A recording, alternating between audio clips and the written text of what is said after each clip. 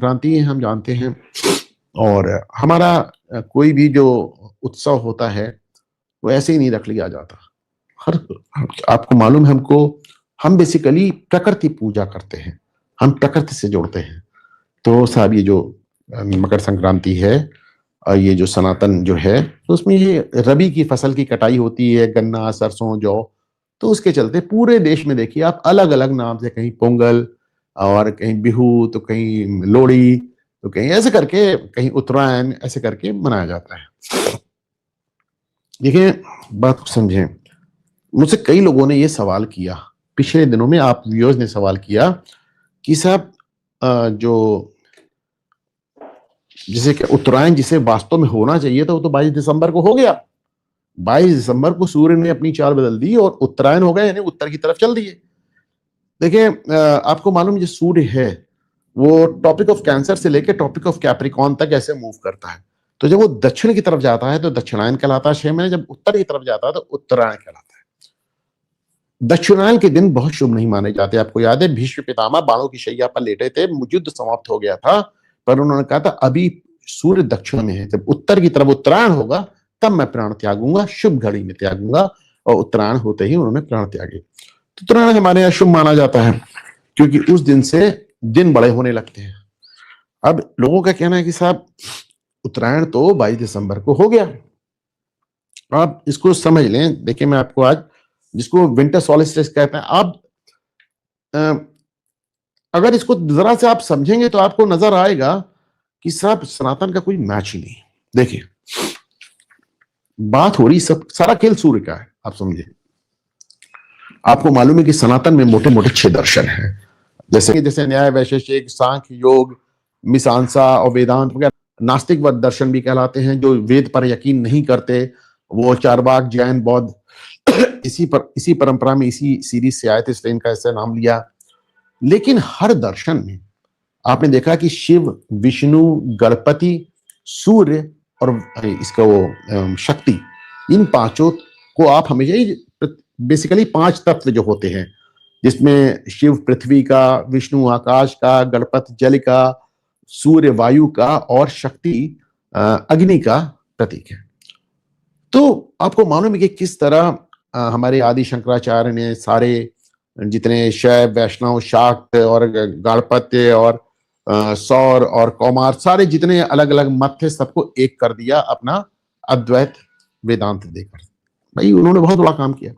जो बड़ी बात मानी, सूर्य को हमारे यहाँ प्रत्यक्ष देवता माना गया। ये जितने आपने सुने, शिव जी, विष्णु जी, गणेश जी, शक्ति, मतलब इन सब ये आपको नजर नहीं आते। सूर्य जो हमारे यहाँ प्रत्यक्ष देवता है। और जो पेगन्स यूरोप में होते थे, जो रोमन एम्पायर था, वो भी पूरी तरह सूर्य पर फोकस था। मैंने आपको पूरा डिटेल में बताया था, इसका एक वीडियो काट के मैंने अलग चलाया कि कैसे रोमन सोल इन्विक्टस मनाते थे, जहां पे कहते थे फिर से सूर्य पैदा हुआ है और अनडिफीटेड सन। तो जिस दिन ये सोल इन्विक्टस मनाते थे, बाद में कॉन्स्टेंटीन इसने बाद में जीसस क्राइस्ट के जन्म को इसी में डिक्लेयर कर दिया, जबकि वो स्प्रिंग में पैदा हुए थे। और इन्होंने रोमन्स के फेस्टिवल को हड़प लिया। चलिए कोई बात नहीं, आपने पेगन्स के फेस्टिवल को हड़प लिया 336 में। हकीकत यह कि 400 से 500 साल लग गए क्रिश्चियन जगत को क्रिसमस मनाने में। कोई क्रिसमस मनाने को तैयारी नहीं था। आप समझे कि ये जाके 9वीं सदी में जाकर क्रिसमस मनाना शुरू किया गया। बहरहाल उसमें भी आप देखें, जिस दिन ये सोल इन्विक्टस या फिर जिस दिन ये सैटर्न का वो बनाते हैं, उस दिन ये एक और भगवान का जन्मदिन मनाते हैं जिसको मित्र कहते हैं। सूर्य के साथ जोड़ के मित्र, रोशनी के देवता। और मित्र आपको याद होगा, जब आप सूर्य नमस्कार करते हैं तो जो 12 आदित्य हैं उसमें पहले आदित्य मित्र हैं, आपको कहते हैं ओम मित्राय नमः। तो आपको ये जो एक पेगन्स या फिर जो प्रकृति पूजक हैं, वो पूरी दुनिया में एक तरह से एक ही तरह की पूजा और एक ही तरह के देवताओं को पूजते हुए मिलेंगे। अब साहब हो क्या रहा है कि आज मकर संक्रांति के दिन, और इसको बहुत ध्यान से सुनिए, मकर संक्रांति के दिन जो लोग पूछ रहे हैं कि साहब वो सॉलिस्टिक्स तो 22 दिसंबर को थी, 22 दिसंबर को सूर्य उत्तरायण हो गए थे, तो जब 22 दिसंबर को उत्तरायण हो गए तो मकर संक्रांति इतने दिन बाद क्यों आ रही? इसलिए आ रही है मकर संक्रांति के दिन सूर्य मकर राशि में प्रवेश करते हैं। इसको देखिए, देखिए सूर्य जो है आपके सामने है। 12 संक्रांतियां होती हैं जो अलग अलग राशियों में जाते हैं सूर्य, तो 12 संक्रांतियां होती हैं। तो मकर संक्रांति को सूर्य मकर राशि में प्रवेश करते हैं। और मकर राशि का स्वामी कौन होते हैं? मकर राशि के स्वामी शनि देवता होते हैं। शनि देवता सूर्य देव के पुत्र हैं, तो पिता पुत्र का मिलन होता है। इसीलिए हम तिल और गुड़ को मेल करके इसको आज के तिल और गुड़ के लड्डू खाते हैं। हालांकि आयुर्वेद में इसके अलग भी वो हैं। सर्दियों में पाचन ठीक रखता है, हड्डियों को ठीक रखता है, तमाम चीजें फायदे होता है। तिल गुड़ के लड्डू मेरे ख्याल से आप सभी खा ही रहे होंगे आजकल, और बहुत टेस्टी भी बनते हैं सब। कभी आपने देखा है तिल गुड़ के जो लड्डू बनते हैं उसमें ज्यादा मीठा लड्डू जल्दी कभी नहीं मिलता। एकदम उसमें मिठास का जो अनुपात होता है एकदम परफेक्ट होता है। क्योंकि जो गुड़ होता है वो डायबिटीज में भी देखिए आपको डॉक्टर्स बताते हैं कि जब आप शुगर लेते हैं तो एक स्पाइक मारता है ब्लड में, लेकिन जो गुड़ होता है वो तेजी से खून में स्पाइक नहीं मारता। एक ऐसा कार्बोहाइड्रेट है जो लंबे समय तक आपको ऊर्जा देता है, लेकिन आपका ब्लड शुगर को सडन एकदम से ऊंचा नहीं करता। तो बहुत हेल्दी चीजें हैं आयुर्वेद की, और तमाम लोगों ने चीनी की जगह गुड़ खाना शुरू भी किया। बहरहाल तो मैं आपको बता रहा था कि सूर्य जो है, सूर्य देवता, सूर्य देव मकर राशि में गए हैं, शनि देवता उनके मालिक हैं, वगैरह वगैरह। आपको यह भी मालूम है कि पृथ्वी 3 तरह से चलती है। एक होता है रोटेशन, अपनी धुरी पर घूमना, उससे दिनों रात होते हैं। एक सूर्य के इर्द गिर्द घूमती है, जिससे आपका एक सोलर ईयर होता है, महीने बदलते हैं, ऋतुएं बदलती। और तीसरा ये क्या है, इसको आप समझें। ये एक तरह से आपके, इसको कहते हैं जहां पे ऊपर आप देख रहे हैं आपके नॉर्थ पोल है, तो ये जो नॉर्थ पोल है और ये जो आर्टिक सर्किल मान लें, जो भी इसको मान लें, तो इसको सब जो नॉर्थ पोल का एक्सिस है इसका भी रोटेशन होता है, जिसको वॉबलिंग कहते हैं। और ये अलग अलग कारण से होता है। ओशन करंट से होता है, इंटरनल मास शिफ्ट से होता है, जो बर्फ पिघल रही है उससे होता है। और ये दाहिने हाथ पे आपको ये नजर आ रहा है ध्रुव तारा।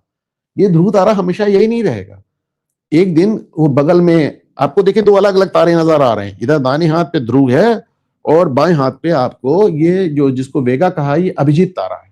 तो जब पूरा एक सर्किल लगाता है तो इसमें 25,920 साल लगते हैं। यानी आज ये ध्रुव है, कल को 25,000 साल बाद ये जो अभिजीत तारा है ये ध्रुव हो जाएगा।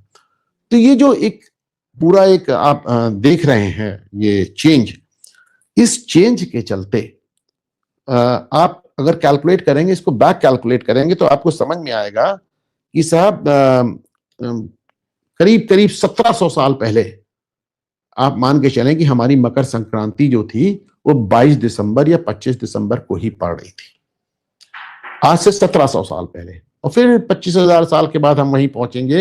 ये जो ऊपर का जो पोलर एक्सिस है, इसके रोटेशन की वजह से ये अंतर आता। लेकिन हमने इस अंतर को इनकॉर्पोरेट किया, यानी हमारी जो मकर संक्रांति की डेट है वो बढ़ती रही, वो 22 दिसंबर से लेकर 14 जनवरी तक आगे पीछे जाती रही।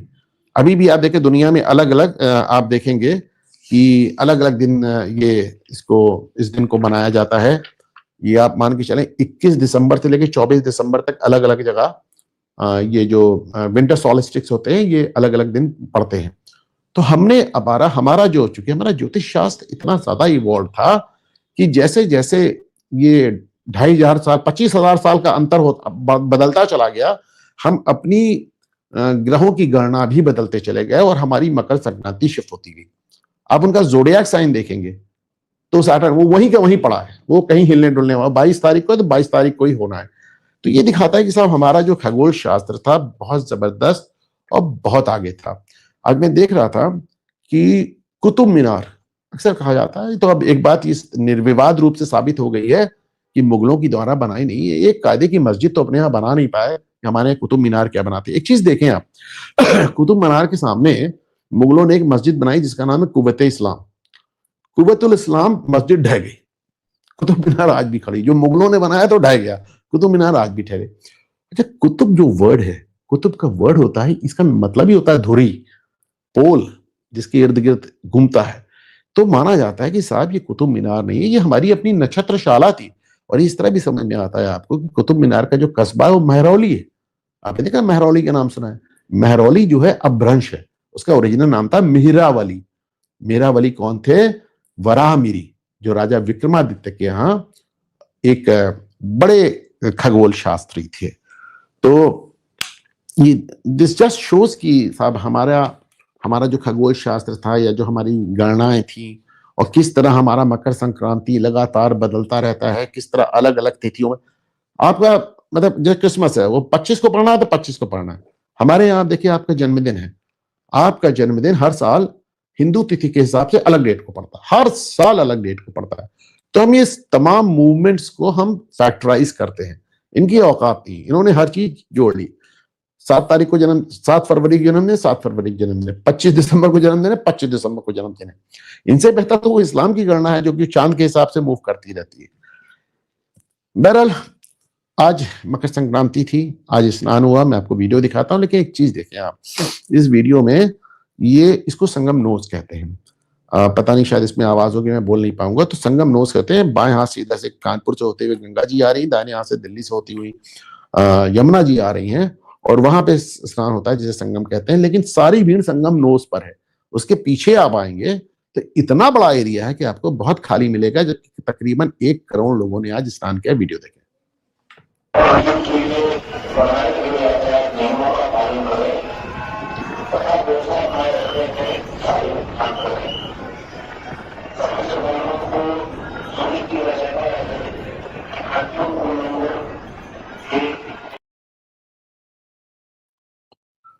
देखिए, क्योंकि शर्मा साहब बता रहे हैं कि अगले साल से 55 सालों तक मकर संक्रांति 15 जनवरी को होगा। ये कितना हम फैक्टराइज करके चलते हैं। दूसरा वीडियो आपको दिखा रहा हूं कि सब ऐसे पैदल लोग चले आ रहे थे लगातार, और इतना अच्छा लगता है कि आप अब तो इस समय बहुत ज्यादा रिस्ट्रिक्शन भी नहीं है, बहुत ज्यादा चलेंगे तो आप 1.5-2 किलोमीटर चलेंगे, लेकिन इतने अच्छे से इतना मस्त होकर सब चले जा रहे थे। आप देखिए भीड़ देखें, आपको नजर आएगा कि एक अलग उत्साह नजर आ रहा था। Just watch.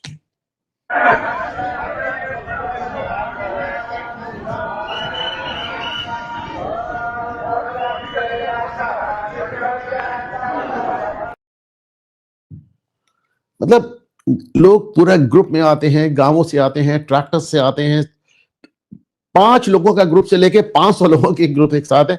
मतलब दिस इज अ फीलिंग, ये एक ऐसी चीज है, आप रहेंगे आप तभी इसको समझ पाएंगे, और ये देखने लायक है। और शायद एक स्नान का भी मैंने एक वीडियो दिया है, लेट मी सी अगर तीसरा वीडियो क्या है। अच्छा, तीसरा नहीं, एक वहां पर वीडियो आपको और दिखाते हैं। आपको मालूम है रुद्राक्ष का पेड़ होता है, तो आजकल तो बहुत आर्टिफिशियल रुद्राक्ष भी बनते हैं, लेकिन संगम में आपको हमेशा, मेले में आपको हमेशा लोग पेड़ सहित ही रुद्राक्ष बेचते हुए मिलते हैं। आप देखिए ये बेटी रुद्राक्ष बेच रही है। रुद्राक्ष ले जाओ, 11 मुखी, 12 मुखी, 7 मुखी, 8 मुखी, 6 मुखी, ऐसे आता है।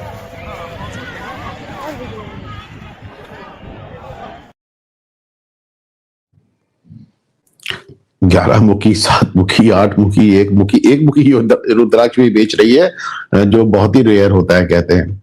तो लेकिन आप ये नहीं कह सकते फर्जी है, क्योंकि वो पूरे पेड़ की डाल उठा लाते हैं और उसे तोड़ तोड़ कर आपको देते रहते हैं।